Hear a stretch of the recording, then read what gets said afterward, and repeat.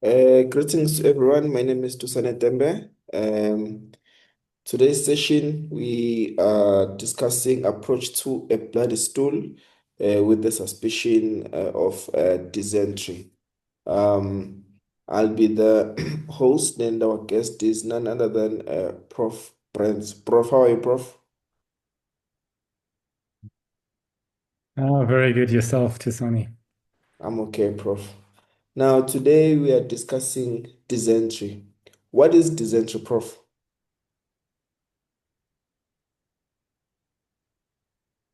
So dysentery is almost like an umbrella term. Uh, um, so it refers to gastrointestinal infection, which, because of the infection, results in inflammation of the mucosal lining of the intestines. So in other words, it can be small bowel, large bowel, but it's typically large bowel. And because of this inflammation in the mucosal wall, you get a diarrhea that consists of both blood and mucus. And so, yeah, and it's typically caused by bacterial organisms such as Shigella, and Salmonella is another one. It can also be caused by parasites, and the most common one there by far is Entamoeba histolytica.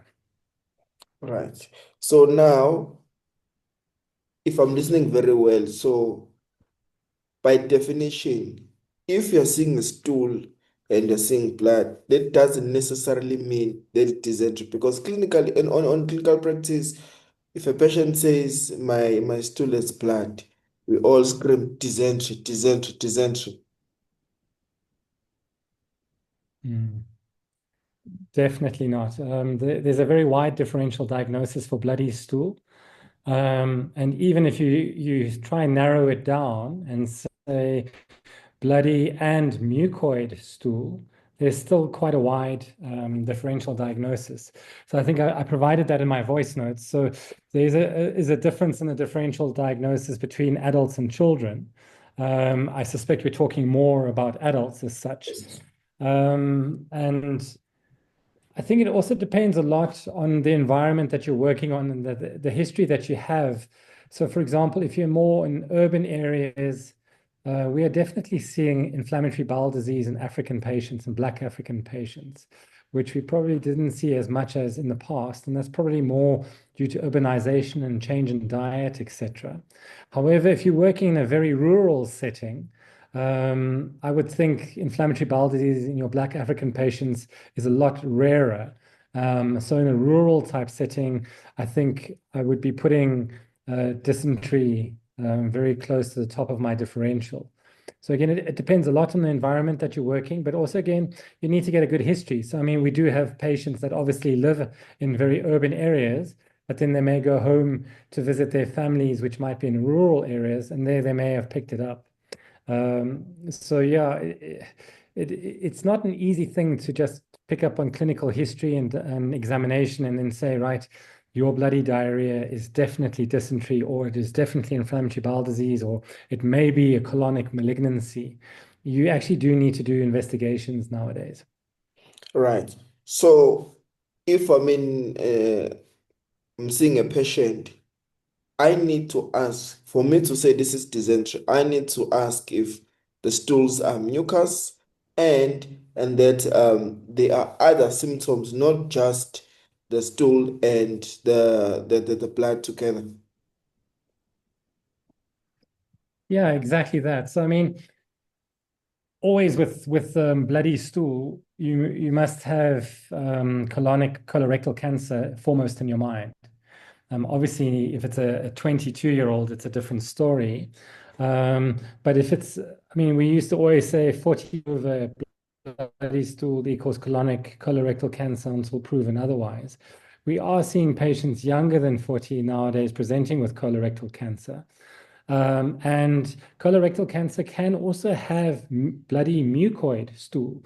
So colorectal cancer has a fairly well-known path of developing. It's usually develops from polyps, and a large percentage of polyps are actually mucus-producing polyps. So you get a mucoid diarrhea that has blood when these polyps become malignant. So one always has to keep that in the back of your mind. Um, Dysentery is a very acute presentation. So usually the patients will come in and say, "Oh, I started developing abdominal pain a few days ago, and then 2 days ago I started having diarrhea. Initially it was mucoid, now it's bloody, so now I'm worried." Whereas a patient who's got an underlying malignancy has a more chronic history. So they'll probably present to you and say, "Yeah, my bowel habits started changing a few months ago. And then I was always very regular, and then now it's become irregular. And then I had bouts of diarrhea, and then I had bouts of constipation. And now all of a sudden I've got mucus, and every now and again I have a bit of blood with my mucus." So the history is far more chronic, whereas, as I said, dysentery is very acute. Then there are also perianal conditions. So the incidence of hemorrhoidal disease is increasing significantly. And hemorrhoids tend to be just pure blood, but we do see, especially with chronic hemorrhoidal disease, that the patients do complain of mucus and blood. So your history needs to be quite specific. So I mean, like for example, with hemorrhoids, the blood it coats the outsides of the stools, so they don't really have a proper diarrhea as such. But when they look in the toilet bowl, they'll see that there's blood splattered in the toilet bowl. There might be a bit of mucus, but they usually have well-formed stools as well. If it's a heavy bleed, though, you might see blood clots, and that's where the patient then interprets it and says, "Well, actually, I'm having diarrhea." So your history taking is very key, especially here with bloody mucoid stool. Right. I was about to say now that hemorrhoids are the most common presentation usually with blood stools. How do I then differentiate that? Okay, this is not because technically, usually, especially in the clinic, usually clinicians they don't examine patients. They just rely on the history, and as a result, they miss the crux of the matter of differentiating between the hemorrhoids and dysentery. Yeah, exactly that. You've hit the nail on the head. You have to examine your patient. If you've got a patient with the complaint of bloody stool, you unfortunately will have to do a rectal examination. The space where a rectal examination will not be appropriate is if the patient has an anal fissure. Sorry. So let me just, sorry. So you have to examine your patients. You have to do an abdominal exam. You have to do a rectal exam. As I said, the only place where rectal exam won't be appropriate is if they have an anal fissure, but you're going to pick that up because on inspection, you'll see it. And if you try and introduce your finger, the patient's going to be in extreme pain. They're going to pinch, and then you can already put one and one together and say that this patient most likely has a fissure. If you do your rectal exam and you have blood on your glove, the likelihood is that they've either got hemorrhoidal disease and you've got internal hemorrhoids that are bleeding, and you just had a bit of a pool of blood there in the distal rectum. So when you put your finger there, it coats your glove, or you've got a very distal rectal malignancy. But again, if you do your examination and you feel the rectal mucosa, if there's a malignancy, you're going to feel irregularity in the mucosa. You're going to feel a mass maybe, etc. Whereas if it's just dysentery, the mucosa is going to feel normal. There's going to be no mucosal abnormality, but you still have blood on your finger. And if it is proper dysentery, you're not just going to have blood, you're going to have blood mixed with mucus. But as I say, on rectal examination, if you get and you take your finger out and you inspect the finger and you see that there's blood and mucus, it's not diagnostic of dysentery. It is diagnostic that you've got bloody mucoid stool. And with that goes the differential diagnosis. And again, if you've got a patient who's in an urban area, so in other words, it's highly unlikely that they've got contaminated water, etc. there, and there's no travel history, then bacterial dysentery or amoebic dysentery shouldn't be first up on your list of differential diagnoses. If you have a patient, though, maybe you are working in a rural area, or you have a patient who's in an urban area, but they say, "Yeah, you know what? A week ago, I went back home to deep in Mpumalanga, visit my family, etc." Then your dysentery gets further closer to your upper part of your differential diagnosis. Now I have a high suspicion of that I'm dealing with dysentery. What do I do then?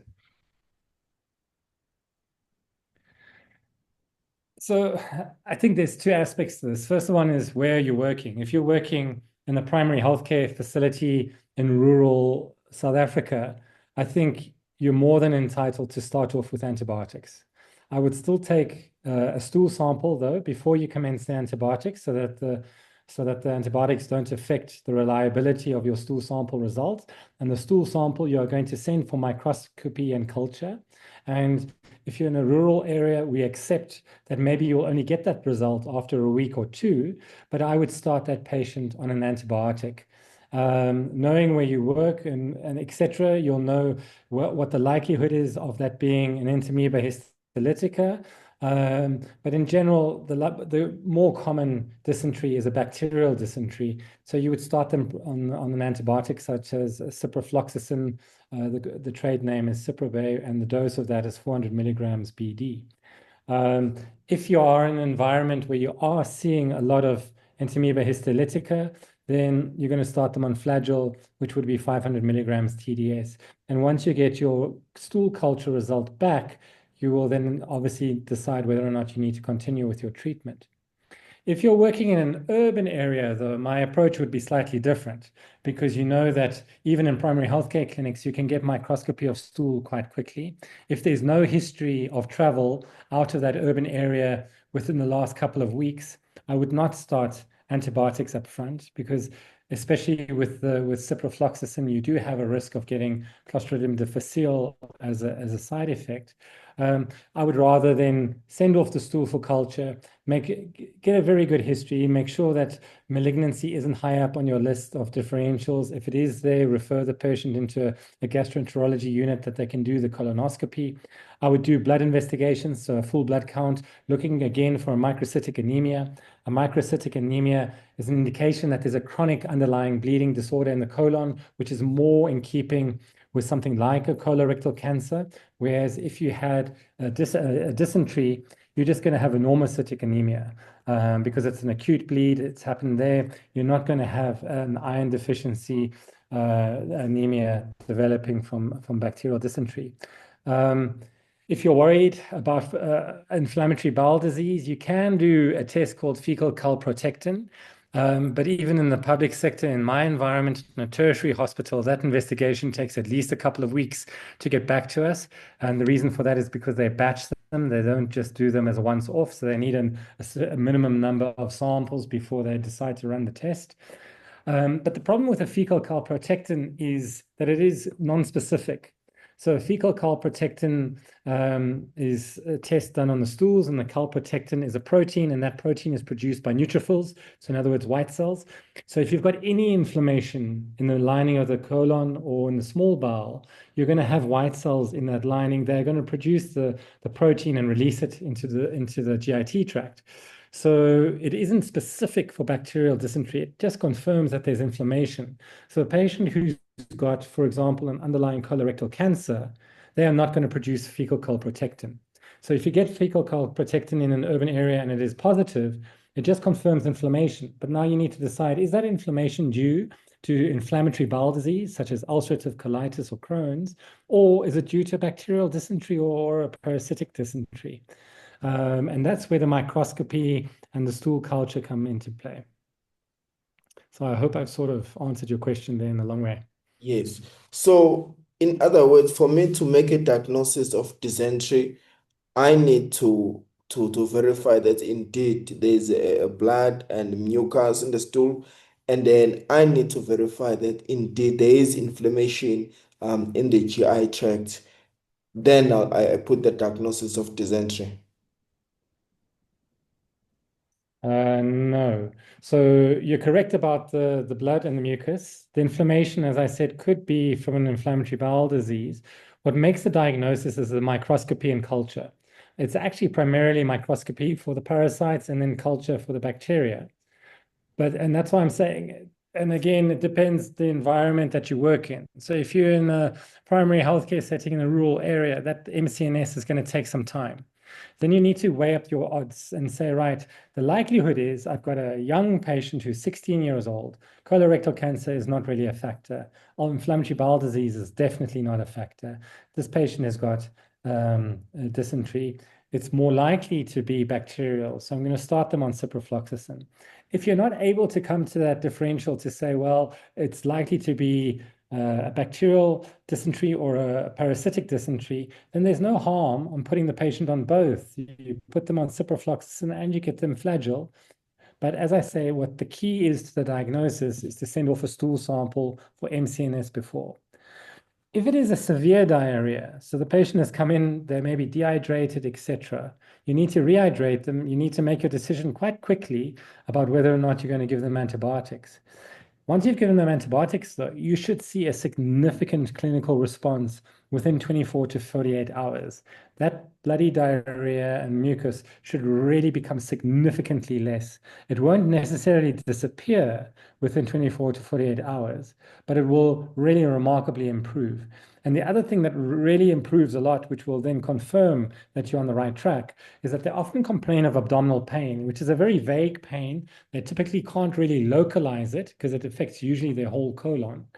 And that pain also resolves really nicely on antibiotics if it is a bacterial or a parasitic infection. Whereas if you put them on antibiotics and after 2 days you see them again, their diarrhea is the same, their abdominal pain is the same or even worse, then you have to start saying, well, maybe my patient has got inflammatory bowel disease because they really haven't responded the way I think. And that is a point where you should actually then refer your patient in to a secondary or tertiary level hospital for further investigations and management. Right.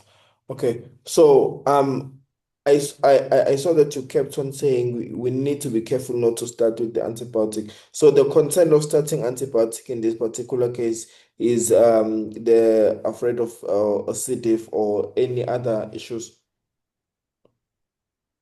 Yeah, so the primary concern is always C. diff, but it's also getting bacterial resistance.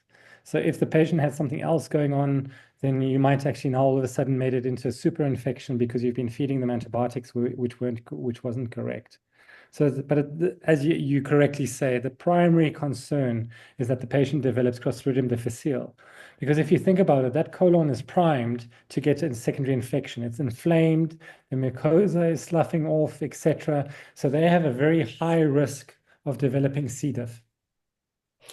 Are there any ways of me telling that most likely I'm dealing with histolytica or I'm dealing with a Shigella here, based maybe on the clinical practice or the other means?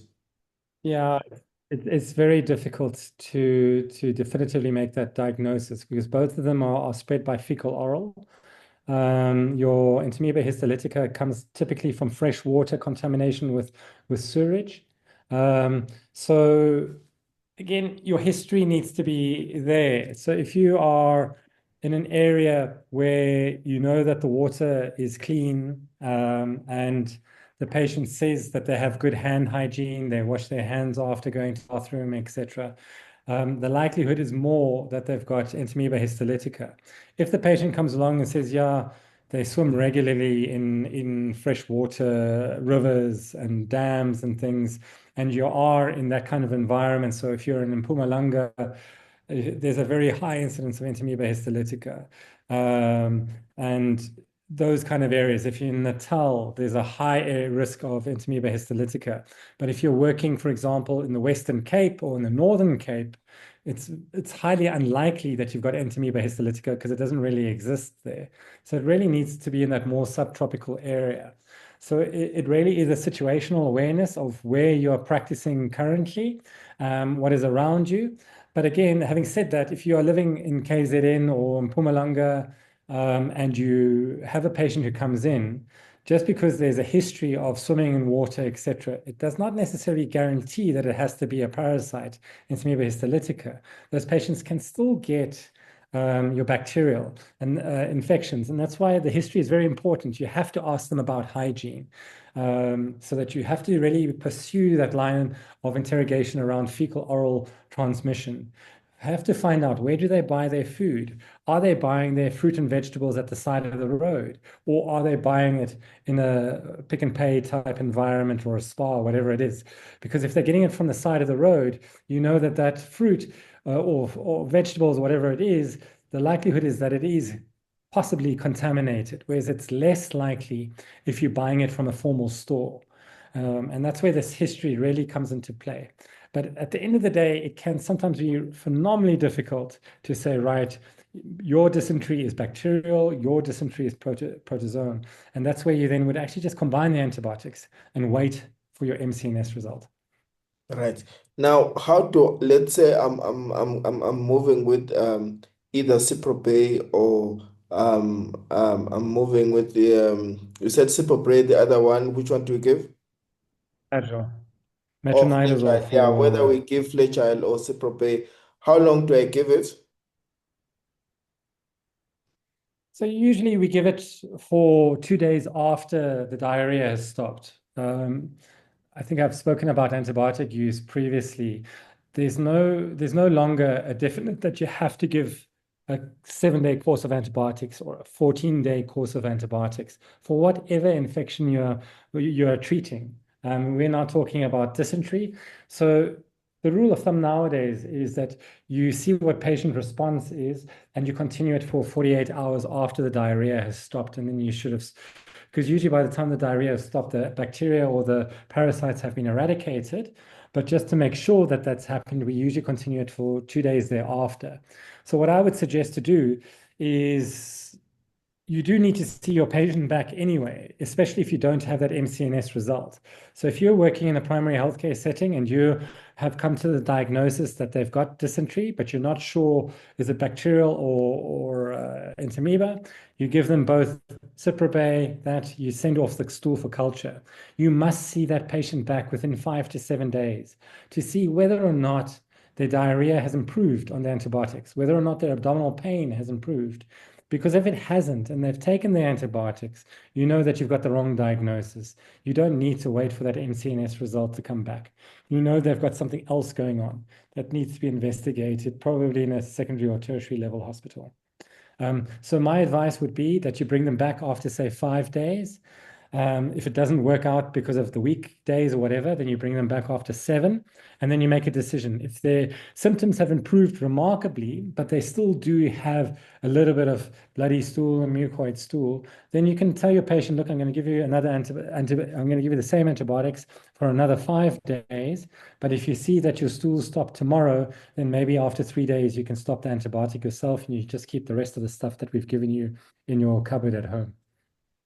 Right. Now, how do I prevent a dysentery? Now, let's say I'm trying to prevent my patient from developing dysentery. Any other tips? So it's really just a advice around hygiene. So after going to the bathroom, especially doing a number two, for example, you must wash your hands. You must wash fresh food, even regardless if you've bought it in a shop. You must wash it. People who come to visit your home, again, depending on what kind of work they do, etc., they must wash their hands regularly. If you're going to go swimming in rivers or dams, etc., avoid places where you're concerned that there may be sewage in the water. So, in other words, if you know that there's a township 5 kilometers upstream from that river, don't go swimming in that river, because the likelihood is you're going to pick up something from the sewerage as such. Rather go swim somewhere else, kind of thing. So you need to give that kind of advice. It can be very difficult, especially in our rural settings where communities tend to congregate around rivers, etc. And it is unfortunately one of those things that we have in our country. And that's the advice we need to give them, is to stay away from swimming in those areas, because they can get a lot of other problems as well from contaminated water. Right. So I'm gonna start taking question. If you have any question regarding dysentery, you can unmute yourself or you can start typing in the comment section. How common do you see a dysentery in the tertiary hospitals? Very rarely. It's not a common diagnosis for us at all. Also, it's more common in the primary sector. I think it would be, yeah. But also, having said that, in the primary sector, I think it's probably very rare in very urban primary healthcare settings. So if I look at where I work in Steve Biko, we have the Tshwane district around us. I really don't see them seeing much unless the patients obviously have gone home to the rural areas. It is more common on the peripheries of urban areas, and then of course, so in other words, the peri or the semi-urban areas, and then of course the rural areas. Right. Okay, I see that you don't have any questions. I'm still going to ask if you have any questions, comments, you can type in the comment section, or you can unmute yourself. Any question regarding dysentery, especially on the fact that we've clarified that dysentery does not equal to bloody stool, because cleaning the clinical setting, there's this mistake of thinking if a patient is presenting with bloody stool, it isn't, especially in the pediatric population. If the mother says there's blood in the stool, there's just dysentery, and all of a sudden the baby is started on the on CPRP. Now, Prof, when do we refer to tertiary hospital?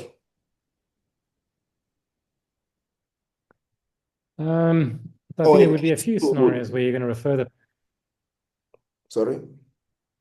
So I think there's a few scenarios. The one is the at presentation, the clinical state of the patient.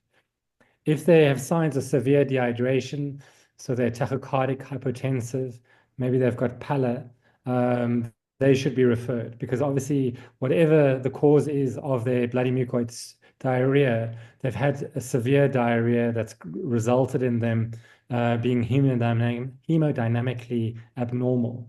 So that patient should definitely be referred. The other one that should be referred is again also on presentation. When you examine them, they may have abdominal tenderness. They usually do a complain of abdominal pain. When you examine them, they might have a very deep-seated tenderness, but there's definitely no rebound or guarding. And if you examine them and the abdomen, there's definitely rebound and guarding, that patient needs to be referred as a matter of urgency. Or if they've got a mass, you must refer them. Especially in the pediatric population, where you're thinking of things like intussusception, where you can obviously get ischemic bowel, and be very careful of intussusception. I mean, the description of intussusception is a red currant stool, but effectively a red currant stool is bloody mucoid diarrhea. It just looks a little bit brighter red than usual, and that's why they call it a red currant type stool. So you must be especially alert in the pediatric population. So if you've got any concerns around the abdominal examination, that patient must be referred. And then the third scenario would be where you've made your diagnosis of a dysentery and you've commenced your antibiotics and you've brought them back after the 5 or 7 days to review their symptoms and they've not improved. Then you know that they are definitely not a dysentery. You need to refer them so that they can have further investigations to get on top of the cause of their bloody mucoid stool. Right. Okay. In the absence of question, Prof, I'd like to take this opportunity and appreciate your time. It was always a pleasure to have you. Good. Thank you very much, Tisani. Always happy to join you. Have a Thank good you. evening, guys. Thank you. You too, Prof.